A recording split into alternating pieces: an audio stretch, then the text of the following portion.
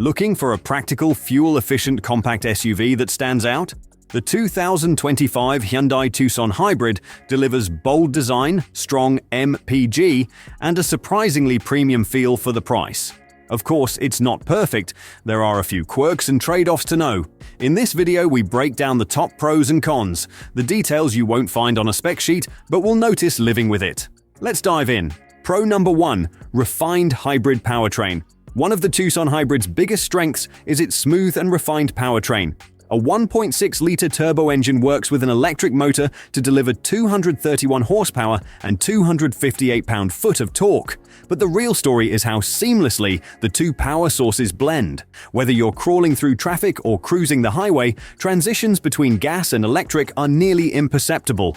No jolts, no hesitation, just quiet fluid acceleration that feels more premium than expected. It's effortless to drive, responsive when you need it, calm when you don't. If you've ever worried hybrids feel clunky or awkward, the Tucson Hybrid will likely change your mind. Number 2. Fuel efficiency. Another major reason the Tucson Hybrid draws attention is its impressive fuel efficiency. And it's not just a number on paper. The EPA rates it at 38 miles per gallon combined, covering city and highway driving, which is already remarkable for an all-wheel drive SUV. What's even more notable is how those numbers translate in real-world driving.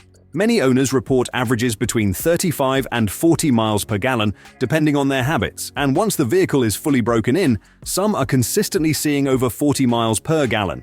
This isn't just efficiency for show, it's fuel savings you actually feel every week. In today's unpredictable gas market, that kind of reliability and economy can make a big difference. Pro number 3. Refined interior. With the 2025 Hyundai Tucson Hybrid, Hyundai clearly listened to feedback. The cabin feels surprisingly upscale for a compact SUV, with a clean, spacious design that's modern without feeling cluttered. Higher trims get dual 12.3-inch displays that look sharp and are easy to use, while even base models feel intuitive. Material quality has stepped up too, with soft touch panels, metallic accents, and detailed stitching that add a premium touch. The seats are comfortable yet supportive, with plenty of legroom in both rows. What stands out most, though, is how quiet the Tucson Hybrid is on the road. Improved insulation keeps wind and road noise low, making highway calls easy without raising your voice. Many owners say it feels like a much more expensive vehicle. Pro number 4. Outstanding value and warranty. This one's a major selling point, especially for budget-conscious buyers. The 2025 Hyundai Tucson Hybrid delivers impressive value for the money. Starting around $34,800, it undercuts many hybrid competitors while still offering all-wheel drive, a long list of standard features, and a cabin that feels far from basic. Even the base blue trim comes well-equipped, while mid-level SEL and top-tier limited trims add perks like heated seats, dual digital displays, a panoramic sunroof, and advanced safety tech, all without pushing the price into luxury territory. What truly sets the Tucson Hybrid apart, though, is Hyundai's industry-leading warranty. A 10-year 100,000-mile powertrain warranty, plus 5 years 60,000 miles of basic coverage. For anyone planning to keep their vehicle long-term, or just wanting peace of mind, that's a huge advantage. In a market where prices keep climbing, it's refreshing to see a hybrid SUV that's reliable, well-equipped, and won't break the bank. This isn't just good value, it's smart, long-term value. And to round out the pros, let's not forget safety and tech, because whether you're commuting daily, hauling kids, or avoiding unexpected fender benders, these features make a real difference. Now, moving on to the things that could have been better.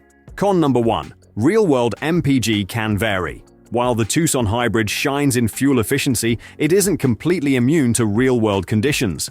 The EPA estimates around 38 miles per gallon, but drivers in colder climates or those spending a lot of time on high-speed highways may see lower numbers, sometimes in the upper 20s to low 30s. During winter, it's not uncommon for mileage to drop into the mid-20s, especially before the vehicle has fully warmed up.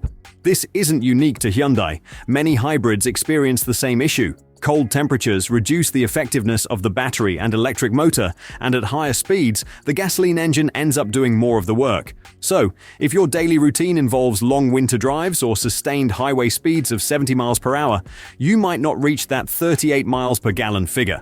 That said, it will likely still outperform a traditional gas-powered SUV. It's just something to keep in mind if maximizing fuel efficiency is your top priority. Con number 2. Smaller cargo space than rivals.